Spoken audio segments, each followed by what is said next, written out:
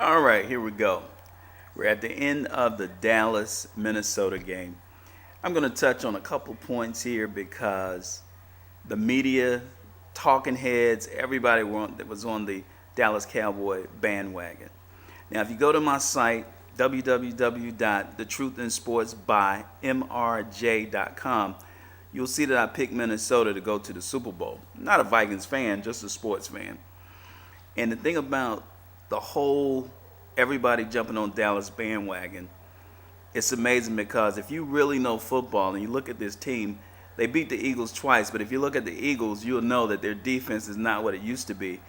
And also, Dallas, no, they know Philly. They know Philly up and down, and they beat them at home twice, basically, and beat them in Philly on the road early in the season. But my point is, Dallas had no chance in this game from the beginning. If you look on my site, you'll see why I picked Minnesota to win by at least 14, because I knew this game would not be close. Another thing is Skip Bayless. Anytime Skip Bayless makes a pick for somebody to win a championship or something like that, you always go the other way because that guy knows absolutely nothing about the psychology and the inner workings of sports. Now, I'm saying all that to say this too. Now I did pick Minnesota to win the Super Bowl. I think they'll end up playing the Colts. Okay. Now the other thing I want to touch base on when we talk about Skip Bayless and his picks, I'm going to jump to the NBA because a lot of people are doing the same thing. Two of the most popular teams in sports, the Los Angeles Lakers and the Dallas Cowboys, and their fans are just that, fanatics. And whether their team is really the best or not, they are overboard with their cockiness and everything else. So this was the best thing to happen to Dallas, for them to lose this game in the way they did, 34-3. They got absolutely drummed. And all you Cowboy fans that's out there that's upset, hey, get a new team. That's what I say. Laker fans, the same thing will happen. Skip Bayless will pick the Lakers to win it all. He's a Spurs fan, so he may go with San Antonio. But trust me, folks, the Lakers are done as well. You're going to see them not make it to the Western Conference Finals. People will be shocked, but if you remember hearing it here first, you'll know that I know something about sports. So that's my take, fresh off of the NFC divisional round, where the Vikings just totally annihilated the Cowboys, 34-3. That's ridiculous.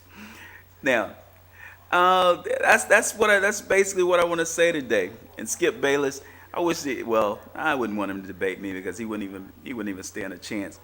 Because to have written sports as long as he has and have been around it as long as he has, it's amazing that he doesn't know any more about sports than what he knows. that's amazing. Now, I'm jumping back and forth, back to the Lakers also. Now, you write this down. In the NBA, the Cavs will win it all. They'll end up playing San Antonio or Denver. I know I'm not being specific there, but it will be San Antonio or Denver that they will play in the NBA Finals. And the Cavs will win it all.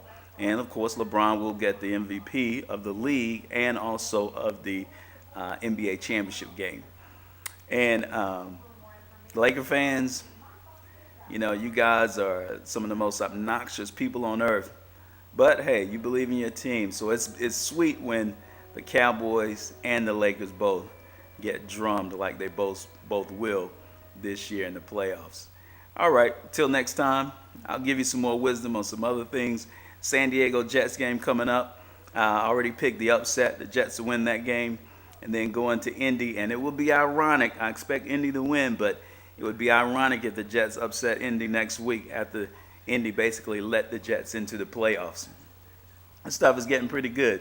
And next week, Minnesota, of course, since I picked them to go to the Super Bowl, I'm picking them to beat New Orleans. But Reggie Bush was amazing this weekend. If that boy can keep playing like that, he's going to have a good future in the NFL. Hey, I'm out. Again, this is Mike James with The Truth in Sports. You can check out some other things I write about on the Bleacher Report as well. So I got quite a few articles there. And just on a closing note, what about my Bobcats, man? Them guys are 19-19, coming on 4 straight wins, beating some good teams, Houston, Phoenix, and San Antonio, and have 2 more games at home this week. And I expect them to pull those 2 victories off, be above 500, and playoff bound. Gerald Wallace, Defensive Player of the Year, and an All-Star. All right, till next time, I'm out.